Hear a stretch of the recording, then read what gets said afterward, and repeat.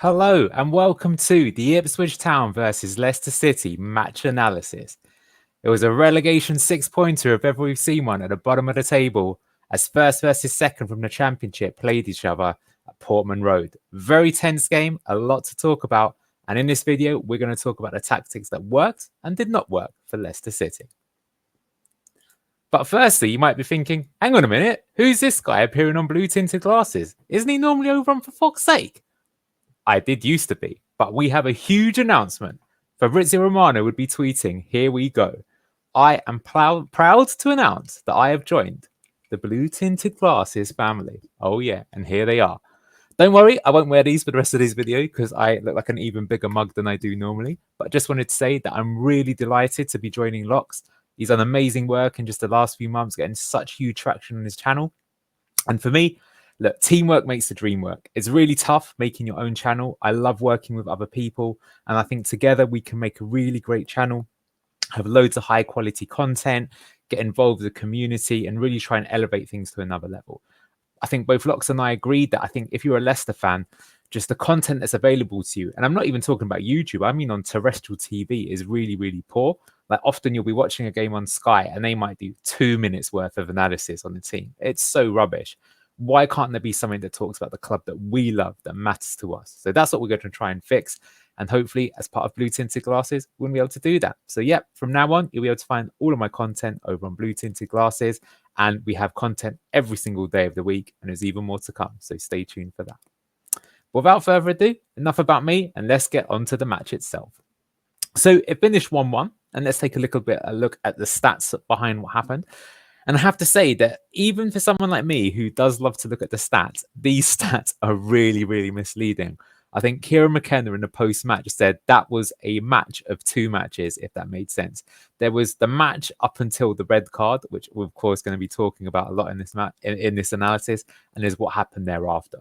So if you look at the stats, it actually says that Leicester played pretty well. More possession, more XG, more passes, forced the goalkeeper into more saves and had more shots. But of course, the game utterly turned in the last 10 minutes when we got on top. And before that, if we're being honest, we looked a little bit clueless.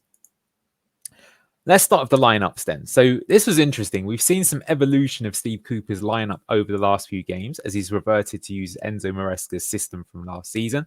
So that's meant the return of Ricardo Pereira, who starts at right back but moves into an inverted position. And Harry Winks coming back into the team. But what's really interesting is for this game, we also saw the return of the Danish duo, Victor Christensen and Jannik Vestergaard. Now, Christensen's an interesting one because other than the one match he was injured for, which was the one against Forest, he's played in every single game under Steve Cooper so far, which I find quite interesting. And we're going to talk a little bit about him later. Vestergaard started the season. He was, of course, pivotal to our play last year, but was dropped. I believe it was after, I think it was the Villa game, maybe even before. No, I think Okoli played in that. So I think he was dropped after the Fulham game. That's right. And I thought that was a bit harsh. I don't think he had his best game in that game, but neither did a lot of players. But he's been out of the team ever since. And there's even been rumours that he fell out with Steve Cooper. So it was very interesting to see him come back in the team. And it was also going to be fascinating to see if he could sort of get his usual dominance of the ball and being able to find the passes going, because that's why he was so pivotal to us last season. Otherwise, speaking about Ipswich Town, well, I was a bit unsure exactly what lineup they were going to go for just because they had a lot of injuries coming into the match, but they were able to name a pretty strong lineup in my opinion. Amari Hutchinson stayed in the team, but actually he moved over to the right-hand side. He had been playing as a 10 for quite a lot of the time this season. And so that meant Connor Chaplin from the Championship returned to the team and played as number 10, and I think had quite a strong game. Sammy Schmodix kept his place in the team. He's been kind of playing in and out with Jack Clark in that position, but he got the nod. But I think for them, the key player that really came back was Sam Morsey. He's sort of, I call him the Egyptian Harry Winks. I think he's a really good player. I'm impressed by the fact that he's managed to step up to Premier League level, in my opinion, because I think he was playing from League One. The same can also be said for Leif Davis, who of course we get to in a moment, who scored an absolute world-class goal in this game. But the defence did look a little bit shaky, I would say, with Darragh O'Shea, formerly from Burnley, and then you had Cameron Burgess and Ben Johnson in the team too, and you had Muric, who was also playing for Burnley last year. So that's the team that they had. Right, let's get on to the first half analysis. I'm going to start right with Jannik. So Vestergaard was in the team, and it was really noticeable early on that I think Leicester had a really good start to this game. And one of the reasons we started so well was because of Yannick Vestergaard. What he does in the team, and I don't think any other defender we've got, so not Fast, not Okoli, not Cody, he is brilliant at setting the tempo. He started his career as a central defensive midfielder. I think almost as a kind of like almost wink stroke Rodri type thing, as being more someone who built rather than necessarily got stuck into the challenges. And you can see that that DNA is still strong with him in the defensive position. So here we see he's on the ball. And this time he goes for one of his diagonal passes. And this is something that he's pretty good at. He's good at playing the ball both short and long and pinging the passes to the right places in the pitch to try and open up the opposition. So here he plays the diagonal and he's played it into our winger here. So this is for Tau, and the two of him, he's going for a challenge up against his against Leif Davis early on in a game. In this case, the ball kind of comes back and it ends its way back to Vestergaard. But here we see Vestergaard again, despite having his back to goal, and he's being chased here by Liam Delap. He's going to keep his composure. And look at this, very casual pass, despite the fact that he's under pressure, and he manages to pick out Fast. And this might not look like much, but just his way of sort of like waiting for the right time to play the pass at the right time actually ends up starting a lot of our attacks. And this led to a brilliant chance for us very early in the game. So it comes to Fast. Fast is going to wait for Sammy Schmodix to try and chase him down. He's then going to play the ball past him. You can see Schmodix is taken out of the game and he's played it into Ricardo, who has inverted and started inverted position. Here's Winks next to him. Ricardo is going to play it here into Buonanotte, who's coming a bit deeper. The ball sort of trades for a little bit, but it ends up coming back at Ricardo. Ricardo then makes this great through the lines pass. He manages to find Ndidi, and as soon as Ndidi receives the ball, this is like the best stuff from last year. Vardy knows exactly where he's got to make the run, and Ndidi knows exactly what ball to play. So he's going to play the ball just beyond here, number 26. He manages to find the pass. Vardy gets onto it, and all of a sudden, we're looking in a really good spot here, especially when you consider that you've got the opposite side winger who's going to be totally free in this case. Perhaps you've been a bit critical. You could say maybe Buonanotte could try and get back into this picture, but this is a fast transition early in the game. So Vardy's got the ball, and he's going to try and cut the ball back to Mavididi. He managed to do it. Now, this looks a bit unfair because I think from this position, you think, okay, Mavididi should absolutely bury this. And to be honest with you, maybe he should anyway. But the ball did take a slight deflection off Burgess, who I think managed to get a good sort of mini block in. And it falls to Mavididi. You can see he's off balance and he sort of doesn't really make contact with it. But again, looking at it at the time, I felt he probably should have scored this, in my opinion. Just lace it through with your boots rather than trying to side foot it. And I don't think the keeper's getting there. And it could have been 1-0 really early in the game. And as you can see, between the defender and the goalkeeper, they managed to stop it going in. But a good chance started by Vestergaard. And that wasn't the only thing that he did. So here we can see another thing. Now, something that's really good about Vestergaard, like I say, it's not just he plays these passes, but it's when he plays the passes and how. And one of the keys to the Enzo system, and I think this is something that Okoli would need to learn when he tries to play this position instead, is baiting the press. So here I've got Connor Chaplin ringed and I've got Yannick Vestergaard. And you can see that Vestergaard's taking a look at the situation. He's scanning, but he's keeping cool under pressure. And he's got the ball here again and he's going to wait. And because at this point in time, Chaplin decides to back off. At this point, Ipswich decide not to press right up high to begin with, but go more into a mid-block. He knows he can slow it down. So look here, he's literally playing at walking pace. He's just going to walk with the ball up to the halfway line. And this sounds kind of crazy, but this is actually the beauty of Enzo's system. So here, Vestergaard is going to wait until someone comes to him before he's going to play a pass. Otherwise, he will happily just stand there and do absolutely nothing. And that might sound kind of crazy. Sometimes in last season, he would even put his foot on the ball and kind of stamp on it to sort of try and entice the opposition to come to him. But the reason for that is what we're trying to do in an ideal world is get one of these two players to jump, means leave their position and start trying to press him so that he can then play it sideways to one of his centre-back duo or straight into either Winks or Ricardo so we can take a man out of the game. And I'm going to show you some examples of that in a moment. So in this case, because no one's really jumped to him yet, he decides to play a kind of test bounce pass. So he's going to play a pass to Winks and Winks is going to play the ball straight back to him. And what he's trying to do in this instance is he, again, is trying to get this player Chaplin to come onto Winks and then maybe even come from Winks onto him. So again, trying to take him out of the game. But in this case, to be fair to Ipswich, they're not playing ball. They're going to still stick in their shape. So Vestergaard's got here and he's going to be like, okay, that didn't work. Well, that's okay. I've got more tricks in my locker too.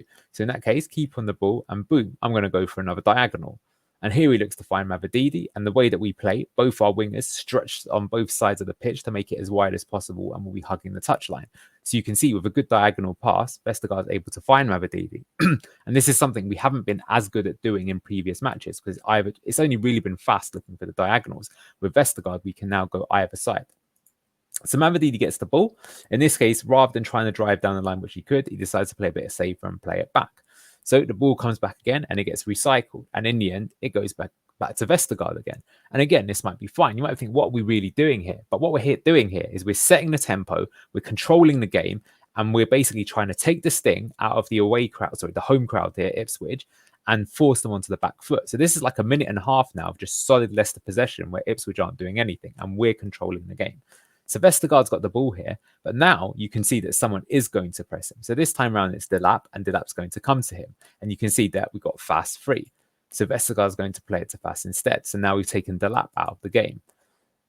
Fast actually decides to play it back to Vestergaard, and Vestergaard's going to keep it here. And again, he's going to keep calm under pressure, bait the press, try and move their players up the pitch. And now he's going to play it again to Fast. So again, taking Delap out of the game. And now this allows Fast to try and do the same things. Now he's going to go for the diagonal and he's going to try and find Mavididi. Now in this case, Ben Johnson manages to head it clear. But again, what we're doing here is we're manipulating Ipswich around the pitch and we're trying to expose things. And in this side, we've gone now to the left-hand side, but maybe the next time we go for a diagonal, we'd go to the right-hand side. So Ipswich might be shifting their sort of defense to the right, expecting us to go down this side, and then we take it down the other side. So we're trying to provoke them and trying to push them around like chess pieces if we were playing that game. So we're going to talk some more about Vestergaard because, again, it was very impressive early on.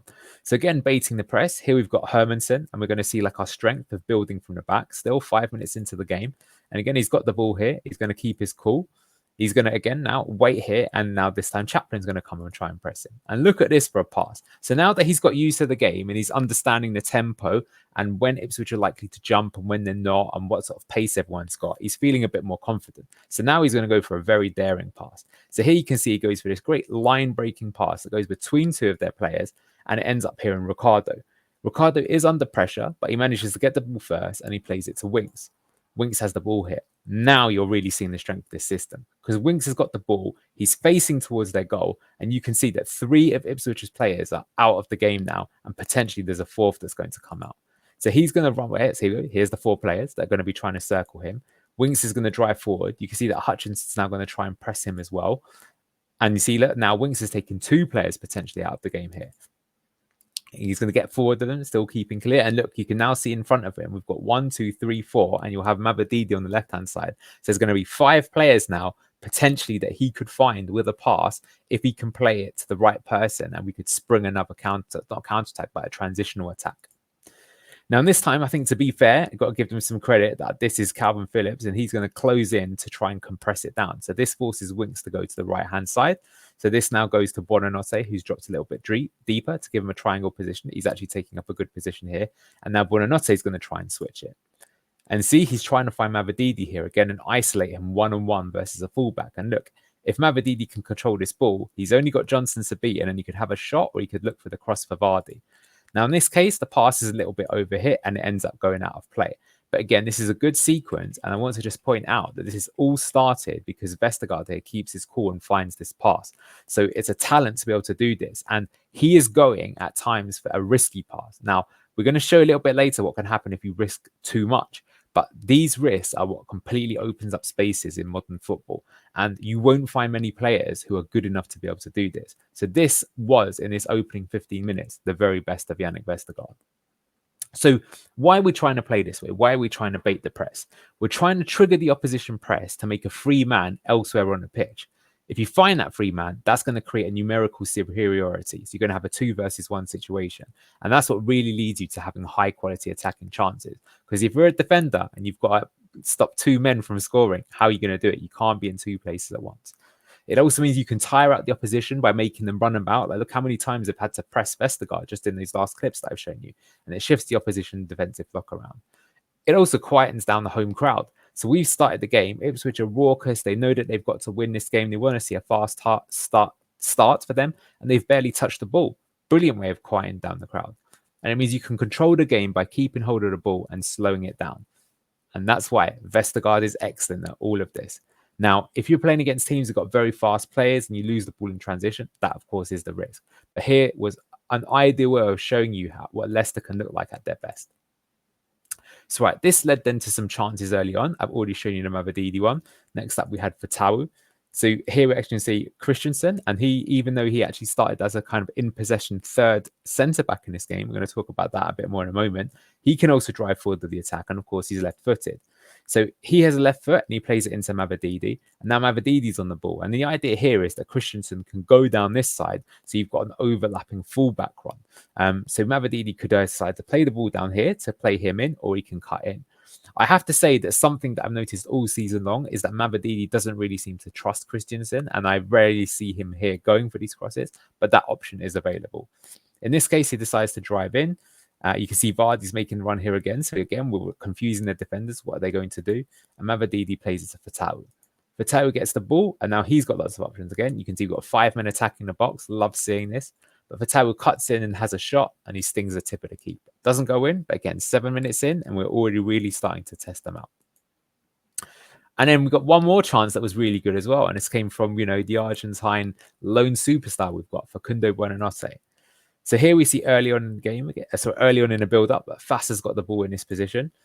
Fass again is going to wait, and he's going to try and bait some of the opposition. So he's up against Schmodek, so he's going to wait for Schmodek to come to him, and then he's going to look for the ball into Winks. Winks gets the ball, and he's going to play it to Ricardo. And again, by doing this sequence, you could take 1, 2, 3 players out of the Ipswich defence who are upfield and now can't be back to defend.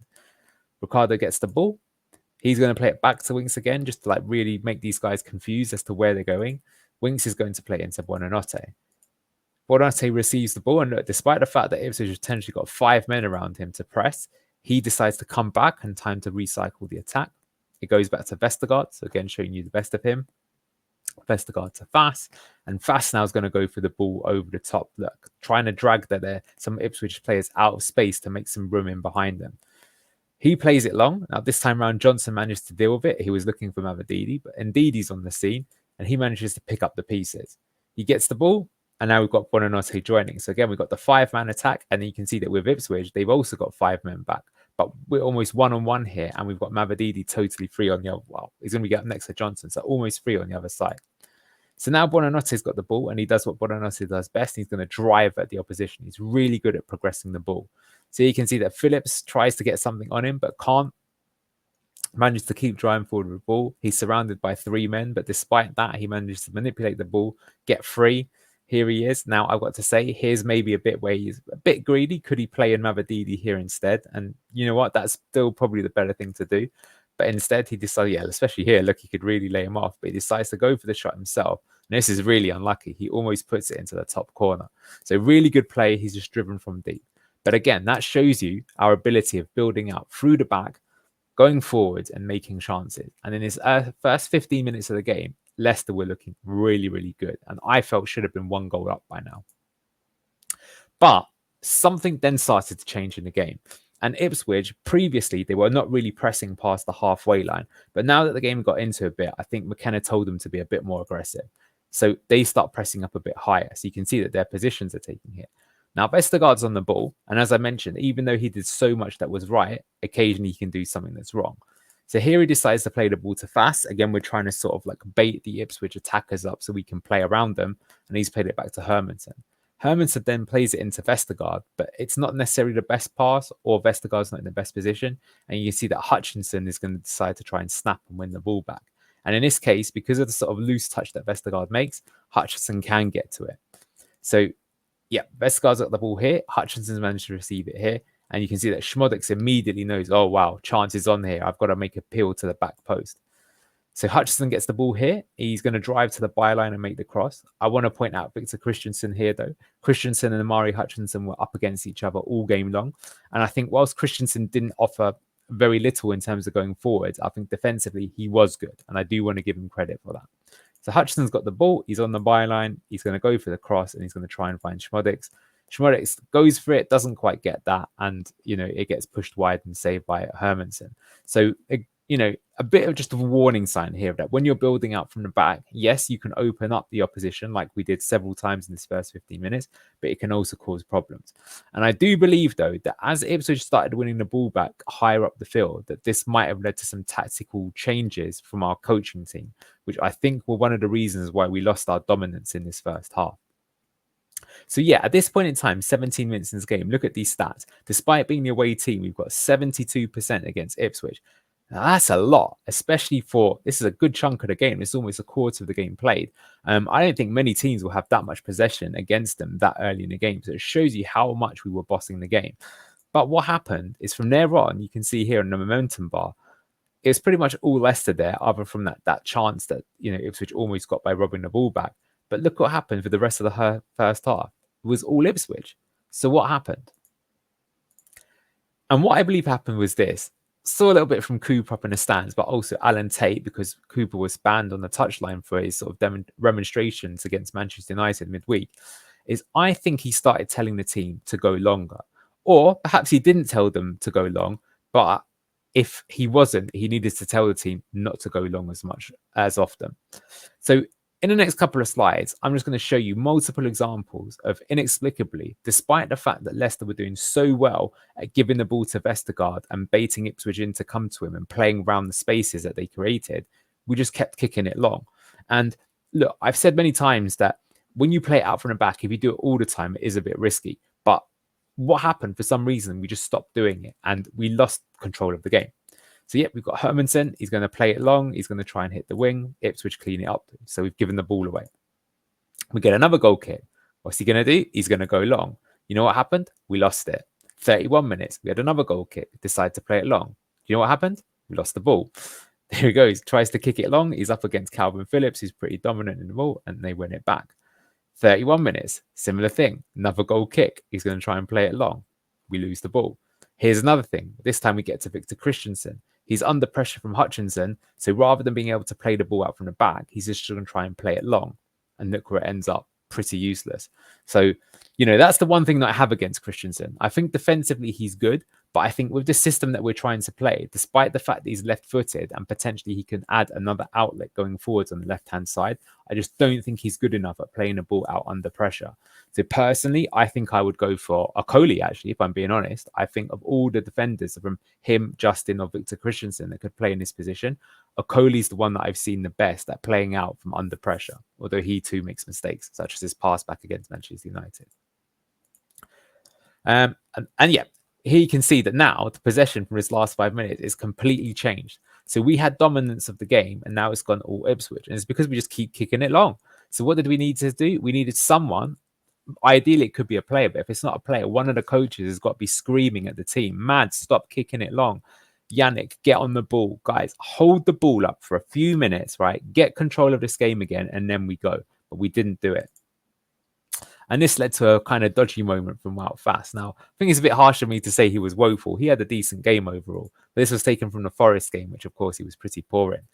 So what's happened up here is that because I think we're getting frustrated of not having so much of the ball, is we're trying to win the ball back high up the pitch. But this actually leads to us making even more mistakes.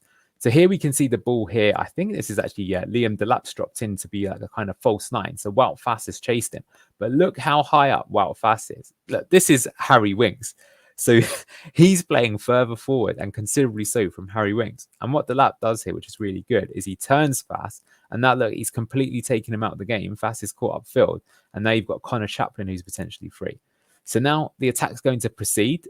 Delap's going to keep carrying the ball. Again, I've ringed Faes. Look how far away he is. And now Delap's managed to play it into Chaplin. Look, here's Faes still all the way over here. Chaplin then plays the ball into Hutchinson. Hutchinson's going to drive to the byline. And then to be fair, Christensen does well at cleaning up. But this was just a poor mistake. And I think this is sort of getting rash. And that's something that Wout has to work on. We've said that many times. He can be aggressive at times. And look, if he'd have won the ball back there, it would have looked good. But I think he tried to win the ball back there because he was frustrated that we kept giving the ball away and we weren't building from the back. So this sort of shows you a systemic issue, is that once the system sort of starts, if one part of the system stops working, it can very quickly all fall apart. So as a result of that, Ipswich really gained dominance of the rest of the first half, and they made many chances. And in the end, I don't think they deserved to necessarily go ahead. But as we'll see from the halftime stats, they actually had the better XG. So here's a chance for O'Shea from a corner. Leif Davis taking the corner, comes in here. He wins the header, but he puts it just wide. And I think he felt that he should at least be getting it on target. I think that Hermanson would have had this covered when I saw it in the replay, but it was a good chance, you've got to say. And then Connor Chaplin had a really good chance too. Delap gets the ball again. Is impressive, even though he didn't really have too many strikes at ball. Liam Delap, he's shown that he's a good target man at holding up play and linking other players in. Plays it to Chaplin. Chaplin gets the ball. He decides to cut back in, and he has a shot, and it goes just narrowly wide. Good effort though from him, and reminiscent of some of his fine goals that he scored in the Championship last season. Yeah, there you go, just down a bit wide. So that was the end of the first half, and you can see that despite earlier on me showing you these stats of Leicester having 72% possession after 20 minutes, in the end, we only just slightly shaded possession. And you can see that Ipswich had 11 shots to our 5. We forced them into more goalkeeping saves, to be fair, but they had more XG. So actually, we'd completely given up control of a game that we looked totally dominant in. So that was really worrying, and we were a bit frustrated, like how we let it go away. We haven't seen a complete 90-minute performance from Leicester all season, and in this half, we didn't have our full half. We just had half of a half, so even worse. So we're going to actually, just before I come into the second half analysis, I just want to point out one thing. So this game, of course, was turned on Calvin Phillips' red card, and I will say, of course, that there was a penalty incident that should have been given for Ipswich. We're not going to take that as way as Leicester fans. But I do want to point out that in the first half, Phillips made a pretty naughty challenge on Buonanotte. It maybe doesn't look so cynical here in sort of slow-mo, but he really leant in hard and clattered Buonanotte with his elbow. Was it deliberate? Was it not? Look, I'll be honest with you. I don't think this was a red. But put it this way, I've seen him given. Because Buonanotte was down for like a minute and a half. And Phillips gets yellow carded for this, which would end up being, the reason why he gets red carded later on. And, of course, players normally do fall on a deck and dive around for ages. But I've got to say that Buonanotte doesn't really do that. In fact, many times in this game, as soon as he hits the deck, he just picks himself right away to keep running with the ball. So I think this was a bit of a naughty challenge from Phillips. But in this case, it was just a yellow. So on to the second half analysis. I've got a picture of Bouba Samara here. We'll come to him in a moment. He did well when he came on. But I've got to say, we started the second half and there was a lack of threat. And this was a bit worrying. In fact, if I'm being honest, we'd run out of ideas. And why is this?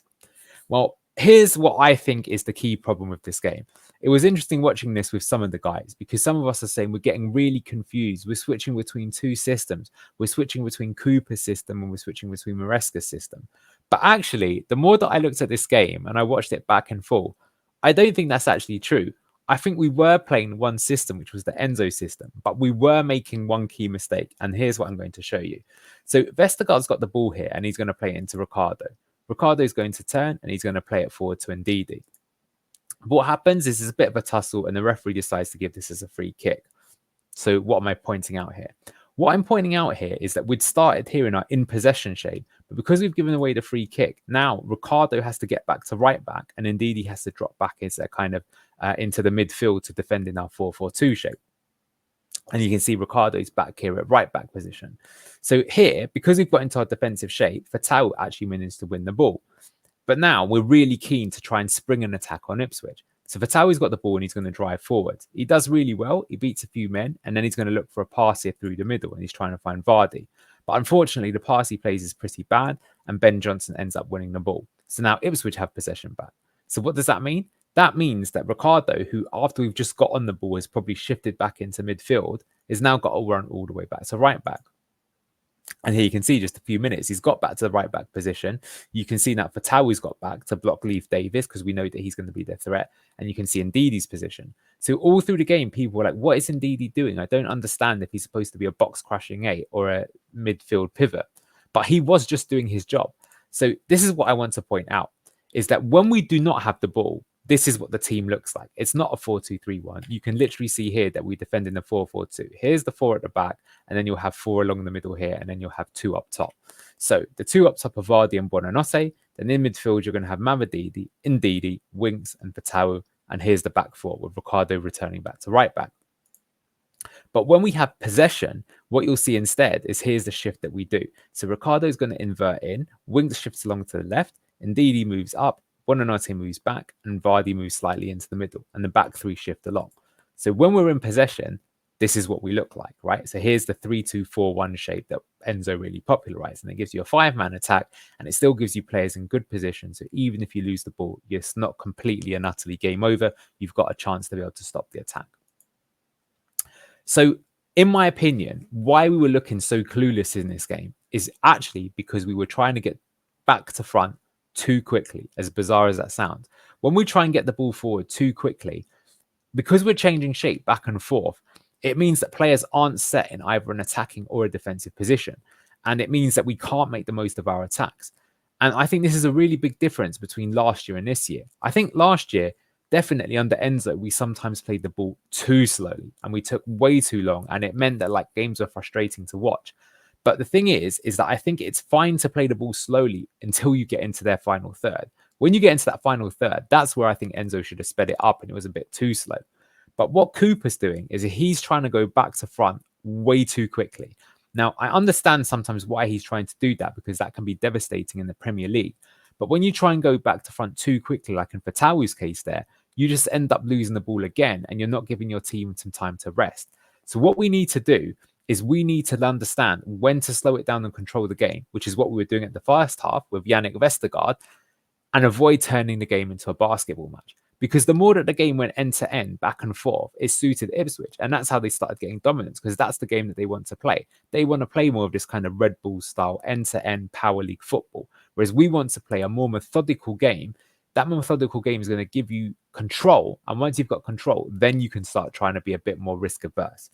So we changed shape too often and too frequently. It exposed our right hand side.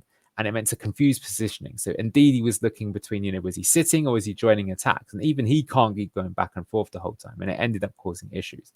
So the way that we fix this is we need to, firstly, the coach has got to come out and tell the players to be more patient. But the players themselves, I think, have to take that on themselves as well. And I think this is where players like Winks and Vestergaard need to show a bit more leadership. Like, can they recognize that the game state's got that way? And if they have, what are they going to do? Because I think, for example, one thing that Winks was guilty of doing in the last few matches is he's going for these hero shots from too far out of the goal. Whereas I think if that's Rodri, he's not going to do that as often. He's going to slow the game down and have trust in his team that they're going to get back into it. So we need to show more leadership in that sense. But I will say that understanding game state and understanding how to exploit and maneuver the opposition around is something that only the really top playmakers have. And funny enough, I think the best one that I've ever seen isn't even Rodri, probably showing my age here, but it was Pep Guardiola as a player for Barcelona actually used to do that role. He was very good at it.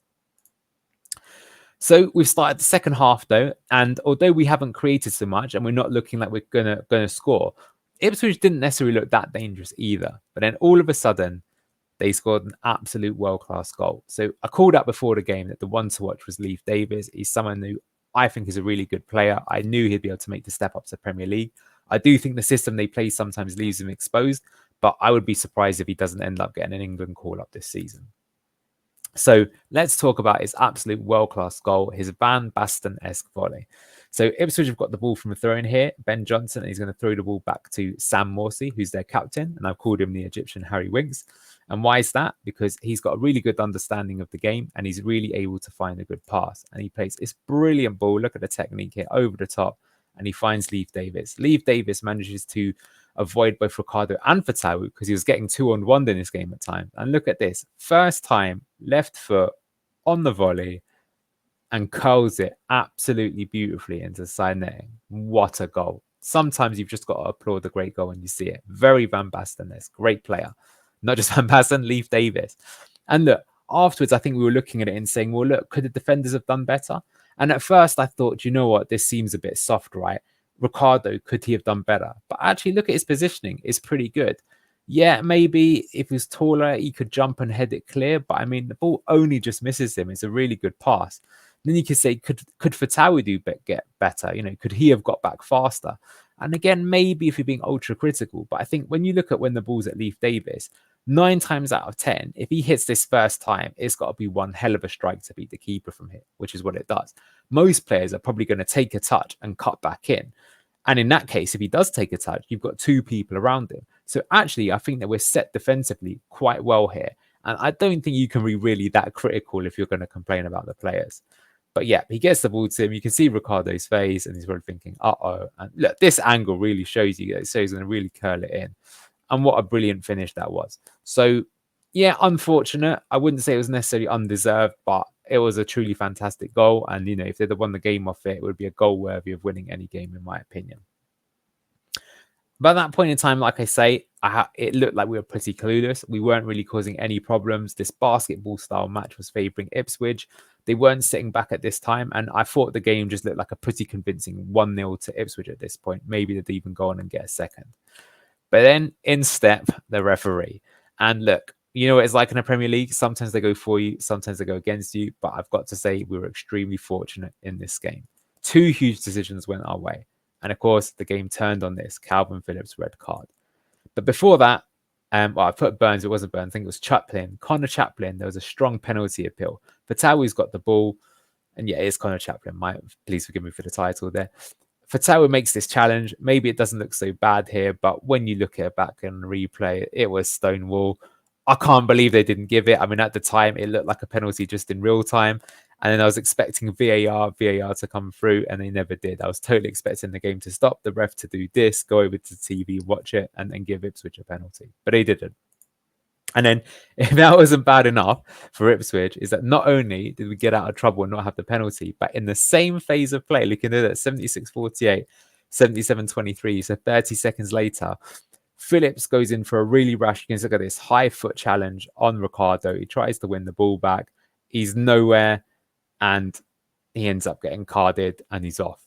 And in the space of literally a minute, they could have been 2-0 up, and now they're down to 10 men, and you know that Leicester are going to turn the pressure. So we've now got about 15 minutes, maybe a bit longer, to try and get something out of the game. What are we going to do? And I think, to be fair to Cooper, a lot of people were critical of him in this game, including me, and I'll get to it in a moment. For another game, and he did this also against Southampton, he's been daring to make the right subs when the opposition have lost a man. And you could say, look, they're easy subs to make, but he made some subs before that did also have a small impact. But at this time round, you can see that what's he done. After the sending off, the big things he's done is he took off both Ricardo and Christensen, and he's put on attacking players. So he's put on El Canouse and he's put on Jordan Ayew. And at this point in time, we'd also had Samari come on from Didi, who had a good game, I've got to say. McAteer came on from Avadidi, didn't do so good, but look, he was on the pitch while we won. And of course, Ayew ends up getting the equaliser. But this is good, because I don't think other people do this. He's literally taken off defenders. So in the end here, who's playing at the back? We've only really got 2 men back in Fass and Vestergaard, and everyone else is attacking, which is great. And we're trying to overload and get people forward. And that extra man advantage plus pushing more people up is what got us the equaliser.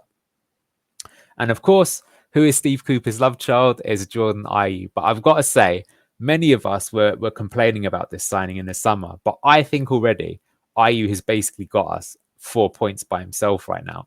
And if nothing else, I think he's already proven to be worth the money that we've paid for him. So you've got to say that I'm impressed with him. So here we go.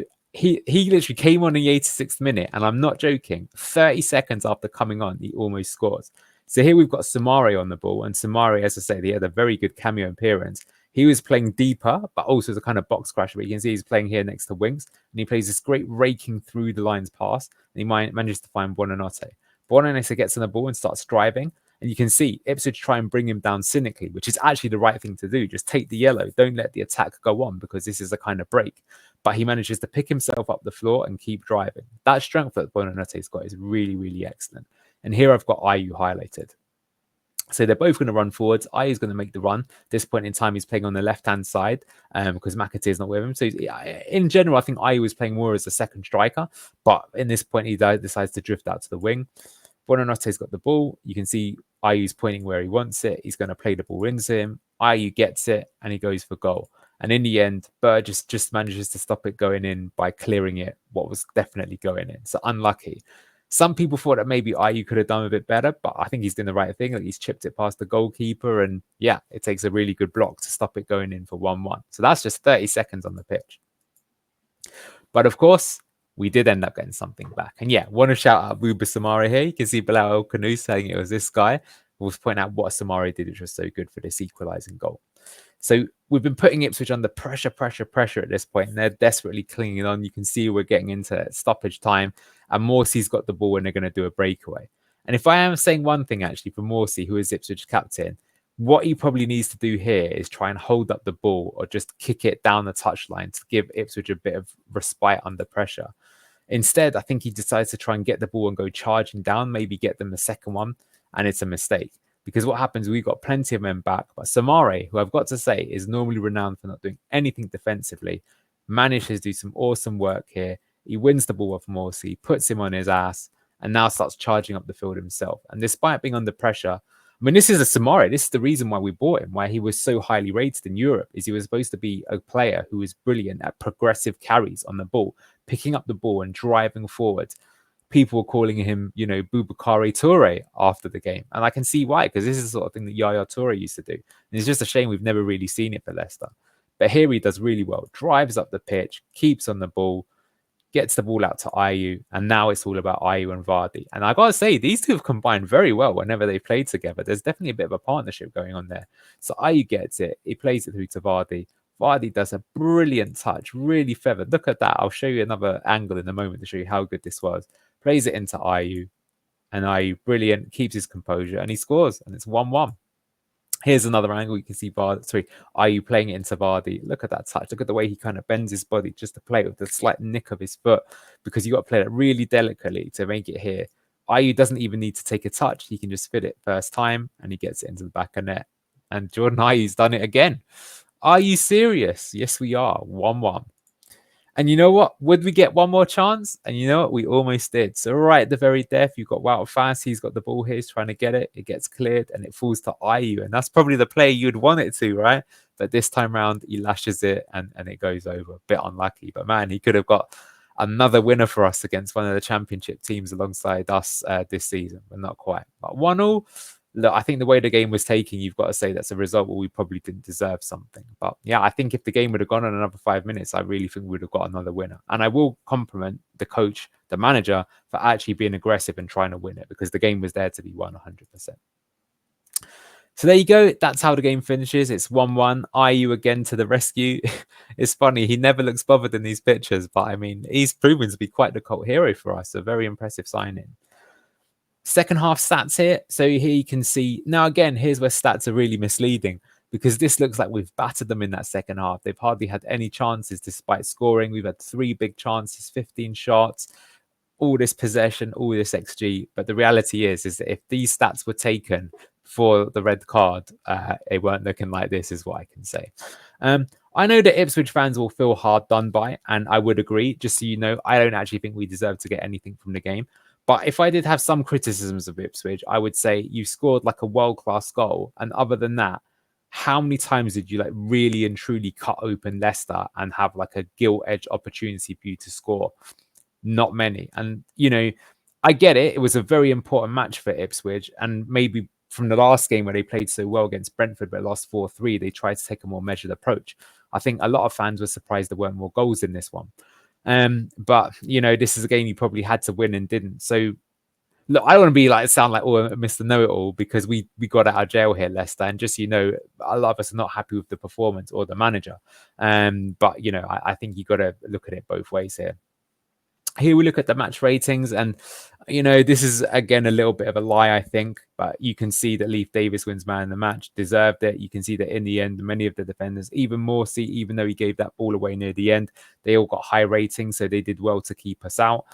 You can see from our team, though, Vestergaard and Fast got good ratings, good to see. Bonanotte got a high rating, I think, for his progressive carries. Winks did well, Vardy did well, but I would say, look, the wingers didn't have the best games in this one. Indeed, he's probably getting caught. Again, I've got to point out Christensen. Yeah, I've talked about the systemic issues, and I will talk to him again in a second. So what are my closing thoughts here? So I'm kind of repeating myself here, but this is what I want to say. We're going back to front too quickly. That's the issue. The way that the Leicester system works is that first and foremost is you've got to build from the back and get stability and control of the game. That's the way that Enzo would do things. Like, he often talks about like football being like a chess game. And if you think about when you play chess, if you just rush out straight away and move all your pieces into the wrong positions, you just lose them and you lose the game. What you first need to do in the early game is you need to move your pieces into strong positions so you're controlling the space, and then you can build your attack. Well, that's one way to play the game anyway. And I think that's the way that Enzo saw it. And that's how our team is set up to play that way. And so part of that is understanding both from a coaching perspective, but also from the players of to understand when to slow it down and control the game to avoid making the game turn into a basketball match. Because that's what Ipswich did, which was so well. When they made it basketball and end to end, they got the better of it. They managed to win all of the physical duels, especially in the air. And that's something that we did that was really bad. Why are we playing it in the air when we don't have many players that are strong aerially? Vardy's not the tallest. Buonanotte is not the tallest. Mavadidi's quite tall, I suppose, and Ndidi, but Winks and Ricardo in the middle, you're asking for trouble.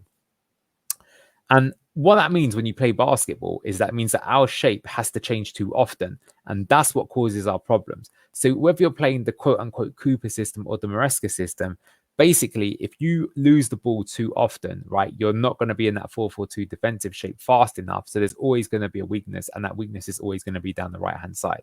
And where did Ipswich score today? They scored down the right-hand side. Taylor's oldest time itself. It was, of course, a world-class goal. So maybe this time around, you can't be as critical as usual, but the stats speak for themselves. See, look, my frustration is I'm not sure Cooper understands what the strengths and weaknesses are of the system so he can coach and guide the team to understand the flow of the game.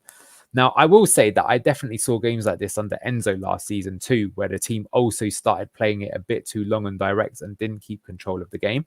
I would also say that there were games where we had too much control and didn't do anything with it. So actually the last game of the season against Blackburn at home, we had loads of control of the game, but never did anything. And so Blackburn had 2 counterattacks with Sammy Schmodix and scored twice. Good on them. So there is a balance to be taken. But right now, I've seen the stats, and our stats of our vertical passing transition speed is it's too fast for the type of team that we are. We actually need to slow the game down a bit to be better attacking, which might sound weird, but is honestly true.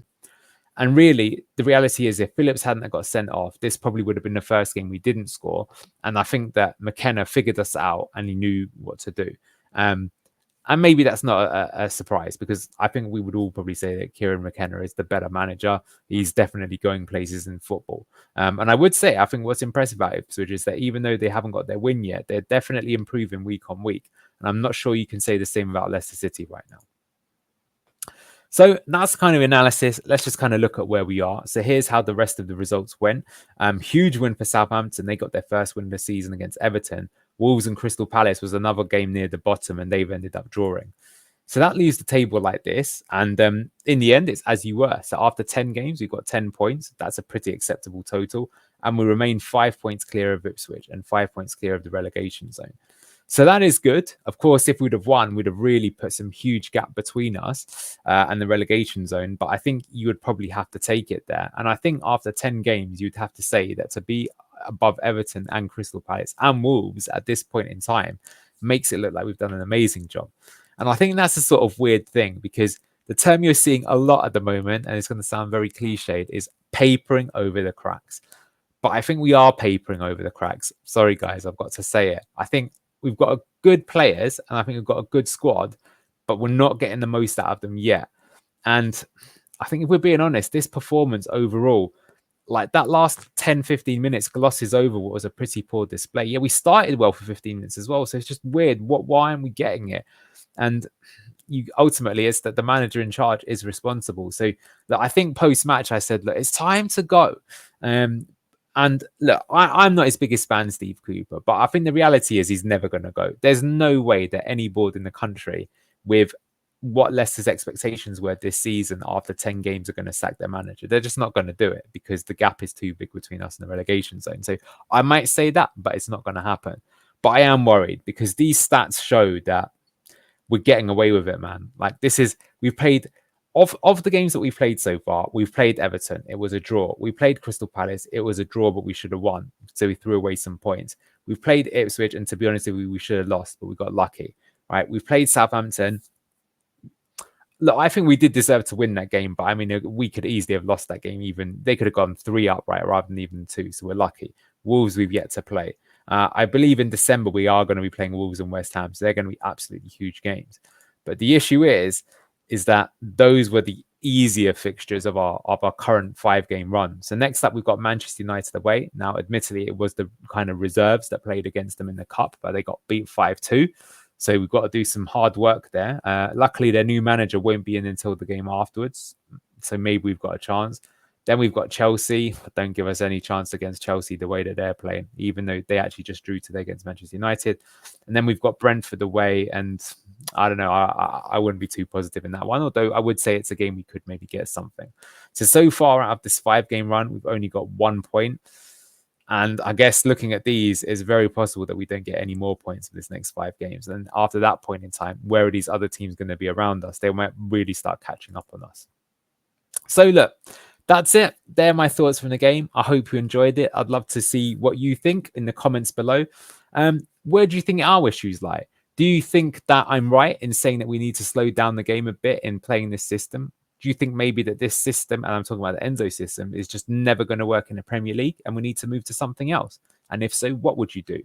What do you think about the players that we're picking? Am I right in saying that Victor Christensen isn't adding enough to the team as that left-sided centre-back? Or am I wrong? And is it more on the fault of the team and we need to be playing him in more often to find him more for the crossing opportunity? You tell me. Anyway, that was it for my debut on Blue Tinted Glasses. I hope you enjoyed it.